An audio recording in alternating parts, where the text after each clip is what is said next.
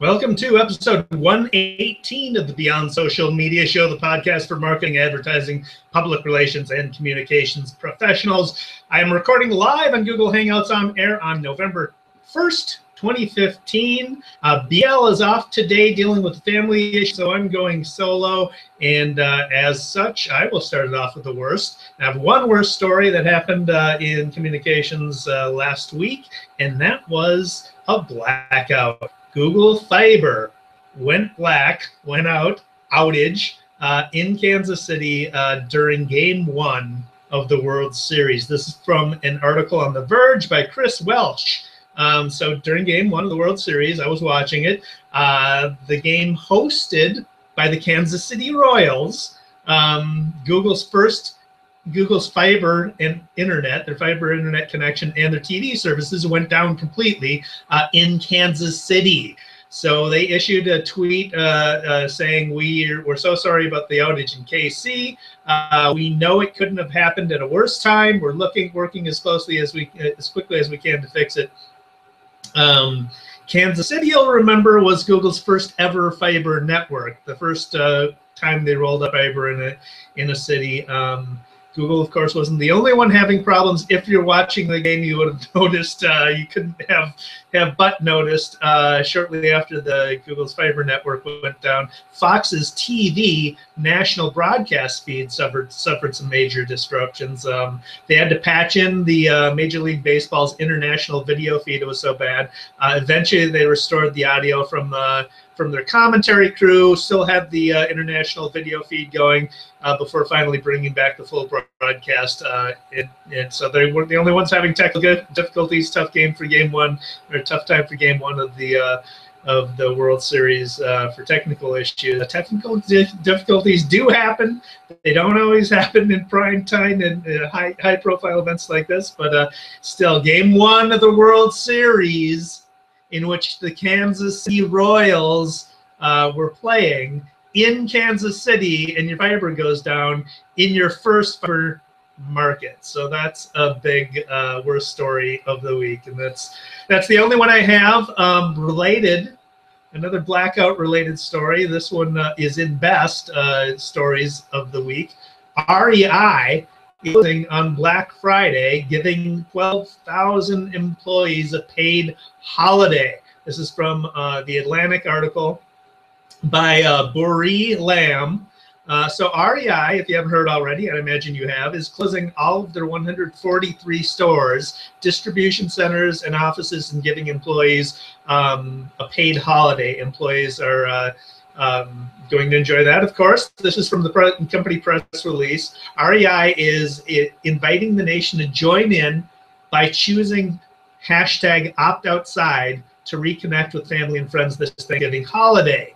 We think that Black Friday has gotten out of hand, and so we are choosing to invest in helping people get outside with loved ones this holiday season over spending it in the aisles. Please join us and inspire us with your experiences. We hope to engage millions of Americans, galvanize the outdoor community to get outside. So they created a microsite for this. It's optoutside.rei.com, where you can find recommendations for hiking trails by zip code, so near you.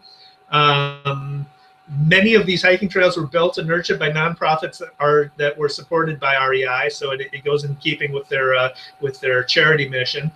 Employees will be sharing their outdoor experiences at the site and throughout the holiday season and afterwards. On Black Friday, REI.com will feature Black Takeover Screen, and it will encourage customers to hashtag #OptOutside.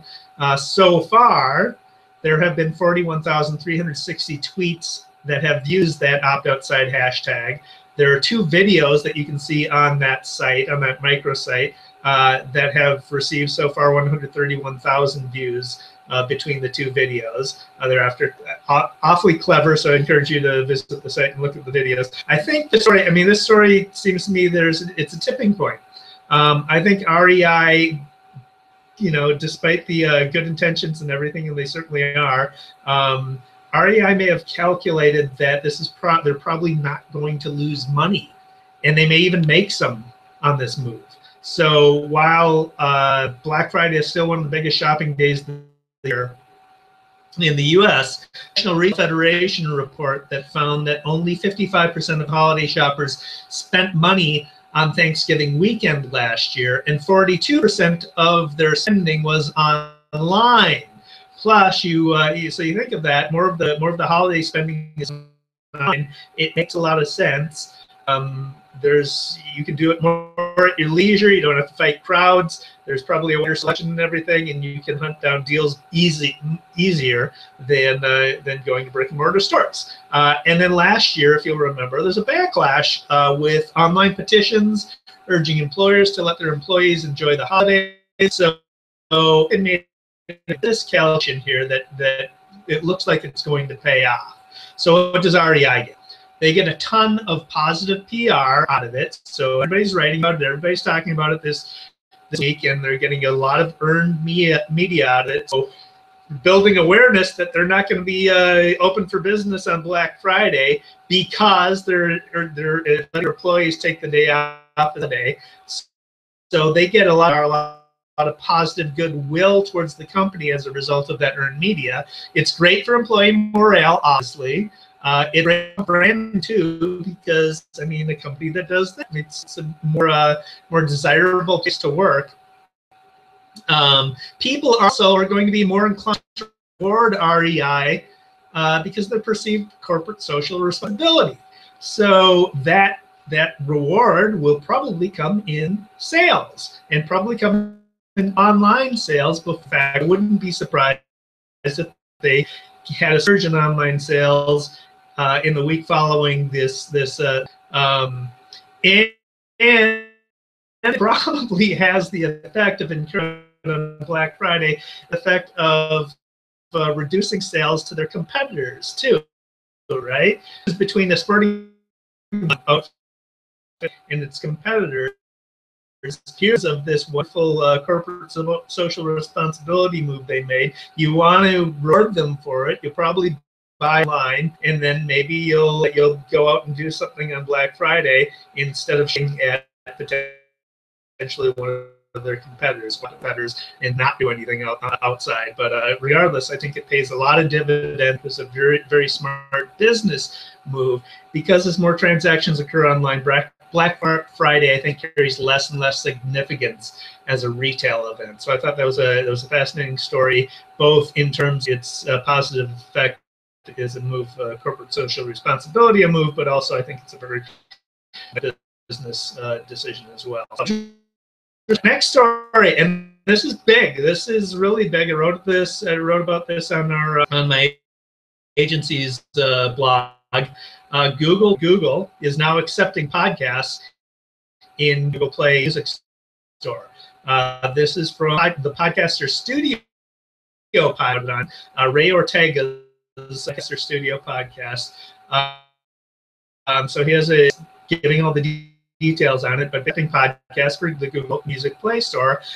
They are accepting them now. So there's a URL you can go to submit your podcast feed to Google for inclusion in the Google Play Store. It'll be coming soon to the Google Music app. This is a huge new audience for podcasts. And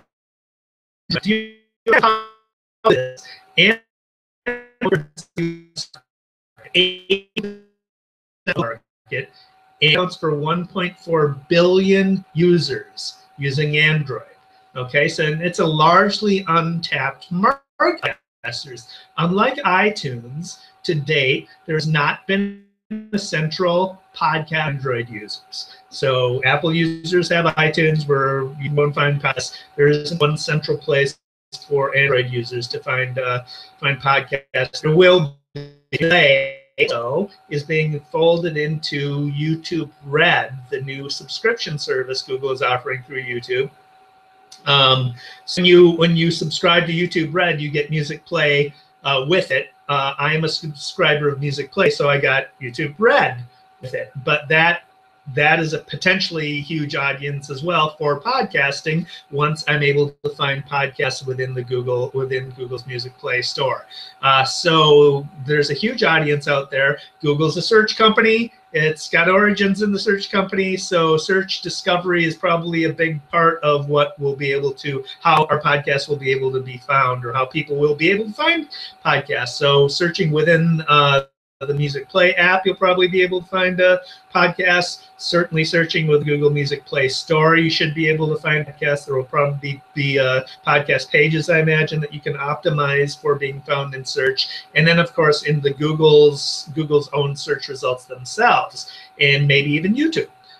So there's a lot of opportunity there, I think, for a new audience to find your podcast, and for people to find more podcasts. In the midterm, okay, so this hasn't gone live yet. You can submit your podcast feed to Google right now, but so far they haven't rolled out the actual feature for Google Music Play. But you think about down the line what some of the benefits are. Well, Google knows analytics. Google Analytics is the most popular analytics program for measuring website traffic. One of the downsides of podcasting is the analytics for tracking your efforts are not very good. There's not a lot of insight you can gain aside from the number of downloads and what technology people are using to download. And so if Google rolls into analytics the ability to track podcasting and like playbacks and things like that, what are the most interesting segments of your podcast? If you track that stuff, there's going to be a lot of insight podcasters can gain into how people are responding to your podcasting content. So that's the thing that I'm going to be looking for. Another thing, Google has the advertising network. They've got Google AdWords for buying ads, and they've got Google AdSense for hosting ads. So it makes a lot of sense for Google to want to get into the podcasting advertising business as well. So think about Google AdSense for podcasts and the ability to outsource your advertising ad sales to Google. A lot of, I mean, we're not doing this podcast to make money off of advertising. We haven't ever had any advertising, haven't had any sponsors, but if we could make a little bit of money off of it by using Google AdSense and having them do all the legwork, then that's really appealing. And then longer term, think about where Google's going with some of their over-the-horizon projects. Android for Auto, and self-driving cars. So Google obviously wants people not to be paying attention to the road, so they can be paying attention to stuff that Google wants them to pay attention to, largely advertising, right? So long term, if you get your podcast into the Android ecosphere, basically, you have the opportunity of tapping people when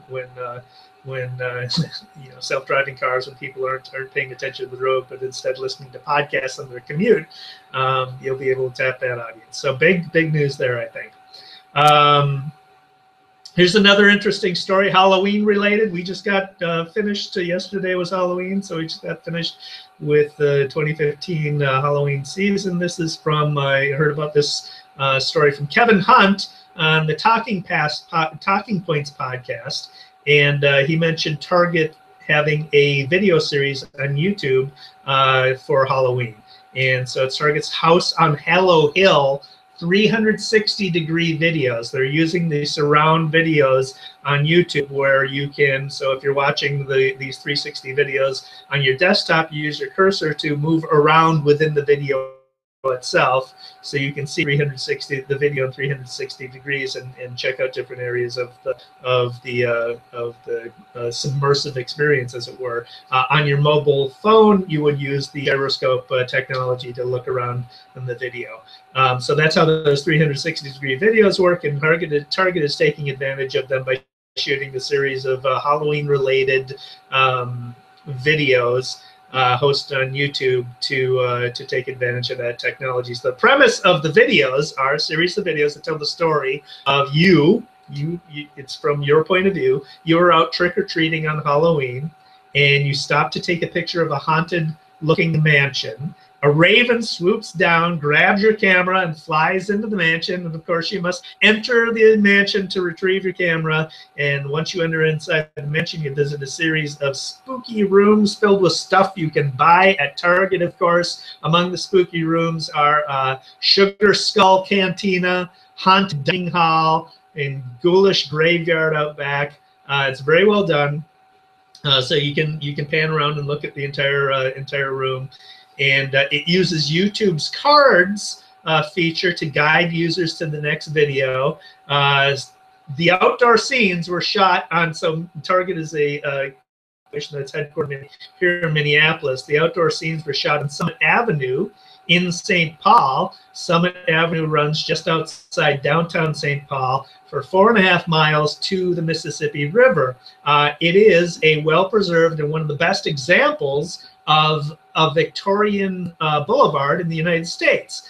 So it includes many haunted-looking houses to choose from. They're gorgeous mansions on Summit Avenue. One of the things that a lot of people do is drive down Summit Avenue during the fall when all the leaves are turning and the beautiful houses, and many of them look sort of like something out of Henry James. So that's an interesting story there. Another video marketing story that's fascinating is in Usher's new music video.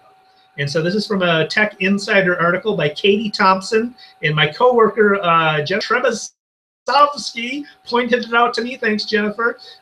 So Usher has a new music video out for his song Chains, and it uses facial recognition technology to literally force you to pay attention to the video. It's fascinating. You can see it on the streaming service Tidal. The video only plays when you're looking at the screen. While the song plays, the names of the faces of men and women who have been victims of social injustice begin to appear, along with a short description that tells each person's story and appears as their image begins to fade. The first victim shown is Trayvon Martin, the 17-year-old African-American boy who was shot and killed in 2012, more like hunted by George Zimmerman, who was found not guilty of killing him. So it's a very powerful story. And the music video is entitled Don't Look Away. So it uses your computer's technology to harness the facial recognition camera, uses your computer's camera to harness the facial recognition technology. And you can view it at chains.tidal.com. You need to be using a Chrome or a Firefox browser to see it. You don't have to be a Tidal subscriber to watch it. But when you're not watching, if you turn your face away to the side, you look away, the video stops playing, and a message "Don't Look Away" appears. It's a powerful message addressing serious injustices, and it literally and figuratively forces you to face the music. It's a wonderful example of interactive video, and everybody should check it out, definitely. So those are the stories of the week. I got some shiny new stuff to share with you. First among them is a great new WordPress plugin I've started using for a star rating system. It's called KK Star Rating WordPress plugin, KK, just the letters KK. And it is a simple star rating system for blog posts. The default is a 5-star system, but you can change that to include more stars if you want. So 1 to 5, people can vote on your blog posts. You can choose to show them on your homepage, on archives, on individual posts, individual pages, or you can insert them manually wherever you want in your blog. You can restrict the votes to unique IP addresses, so you can restrict it to not allowing more than one person to vote. But most importantly, it includes Google rich snippets. This is code that it shows on the site that Google search engine can read to show the ratings in the search results. So those little stars along with your search result will show up in Google searches, and that's a graphic that will draw people's eyes. It's an eye-catching element to get people to pay attention to your website listing in Google search. So very cool there, and very easy to implement too. We've implemented on the Beyond Social Media show. So if you want to try it out, go to this podcast blog post. It's beyondsocialmediashow.com/118, or any blog post on our site, and you can vote there and see it in action. Another cool tool is Twitter has a tool to help you embed rich tweet streams, basically. It's at publish.twitter.com, publish.twitter.com. So you can use this tool to create embed code of tweets that are rich tiled media, side by side, full width of your blog post, with a handful of tweets that you want to include in the embed. And so it includes videos, like Vine videos, and images from tweets as well. You first need to create a collection of tweets in TweetDeck, and once you do that, you'll get a URL for that collection, and then you can use that URL with publish.twitter.com to get the embed code to embed on your blog post. Cool tool there, very simple, very easy to use, and so that's it for the shiny new stuff. I got one project I want to talk about. This is a blog post I wrote for our agency called about tilt shift video. So if you're not familiar with tilt shift video, it is a technique of photography where it makes the subjects look miniature. It's typically shot from above down on a scene, and in video it's typically coupled with time-lapse photography. And so it makes everything look like little Matchbox cars or anything. There's something in video, but it's a technique that's applied to both photography and video. I started seeing these time-lapse video, or not time-lapse, but tilt shift videos around 2008 or 2009, mostly on Vimeo. But I noticed decent examples that seem to indicate that the tilt shift style has sort of hit the mainstream. First and most prominently of which is the Late Show with Stephen Colbert. The intro uses tilt shift video, so everything looks sort of miniaturized in that intro, and so that's one example. And then the other example I noticed was Audi, auto company, Audi TT. The commercial for Audi TT. The commercial is called reality ? Check period. And check out that commercial on YouTube, and that also uses tilt shift video. I've got on this blog post 5 more examples of tilt shift video. If you want to watch them, we can put a link in the show notes for that. And finally, we'll wrap it up with the daily numbers. I've got some numbers about consumers' reaction or responses to corporate social responsibility efforts. This is from a Cone and a bit Global Social Responsibility Study of 9,700 adults. 91, and it ties in to the REI example I cited earlier in the podcast. So keep that in mind when I cite these numbers. 91% of internet users worldwide expect companies to do more than make a profit. 84% of respondents considered the company's social and environmental commitments before deciding what to buy or where to shop. 82% did so when deciding which products to recommend to people. So those efforts, the perception of you doing good in the community as a company, pay off in actual bottom line sales. So keep that in mind. That's going to wrap it up for this week. We'll have BL back next week. But thanks for watching episode 118 of the Beyond Social Media Show. We have links to everything that we talked about at beyondsocialmediashow.com/118.